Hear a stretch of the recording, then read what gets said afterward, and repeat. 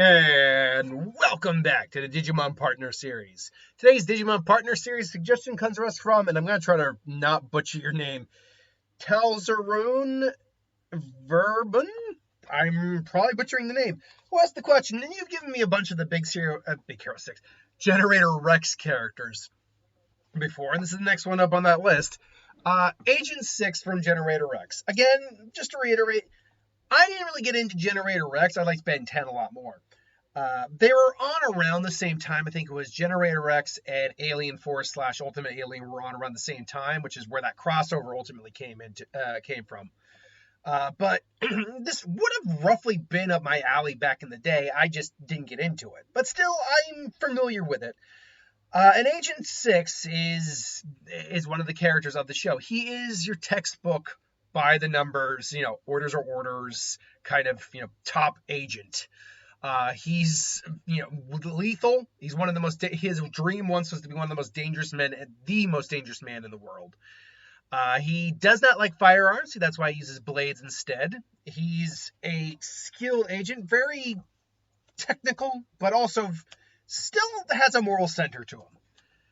And when I read the aspect of him saying he wanted to be the strongest man or most dangerous man in the world at one point, I'm like, I know where to go with this. And it's one where I basically, and this is one of the times I'm repeating a lot. But first and foremost, the rookie. The rookie is Kotomon. Kotomon, this little cyborg. I don't know if he's actually a cyborg. I think it does fall under the machines category family. Let me just double check that real quick. Where does he fall under? Kotomon. There he is. Kotomon. He falls under the family, the nature spirits, the metal empire. That's what he's under the metal empire family.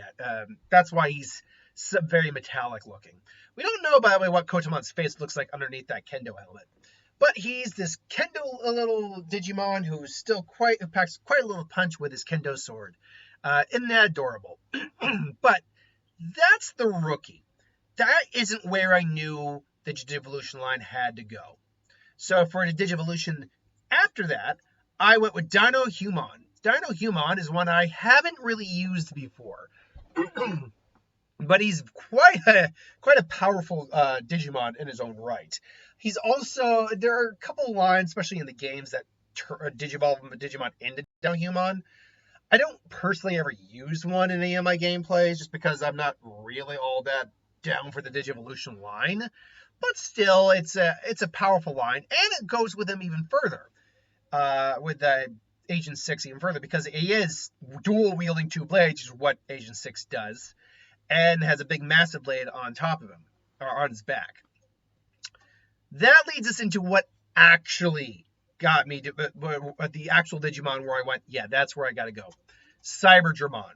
Cyberdramon his history is a little complex, but he has, I believe it is Millenniummon, if I'm not mistaken. He's got lingering DNA code, if you will, from he's got lingering DNA from Millenniummon, which makes him overly aggressive and wanting to fight everything around him and just take down everyone around him. He is massively powerful, even for an ultimate level Digimon. He is very, very powerful. But he still is able to be tempered and has that rage directed and channeled to him. He is, like I said, exceptionally powerful, very aggressive, and just wants to fight and get stronger. But that now leads into the final Digivolution line, which if you know most of it, Cyberdramon's Digivolution line, you know where this is going to go. Justimon. Justimon is now in the show, he's a biomerge. He's a combination of human and Digimon coming together to make a Mega. However, and Justimon exists just fine. Same with Galliantmon. Like the Royal Knight Galliantmon is not the same as the Galliantmon you get in the series. That's not necessarily a biomerge Digivolution. That's just how they got there.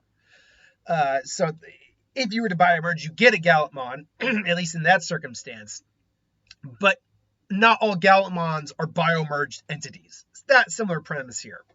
Still, now we take the negative away or the aggressive away. those not greedy, that's not the right word, those negative emotions that Cybermon brings with him, Cyberjumon brings with him, and you channel it and focus it for good, which is just Demon's, he's a warrior for justice. That is more or less not, Six is not necessarily a warrior for justice, but he's a guy with a moral center who does want to do the right thing. Orders are orders, but he is still a guy with a good heart at the end of the day. And so I felt this line worked well for the character, at least from what I could find for him. So that is my thoughts. What do you think? Let me know in the comments below. But thanks for watching, and I'll see you next time.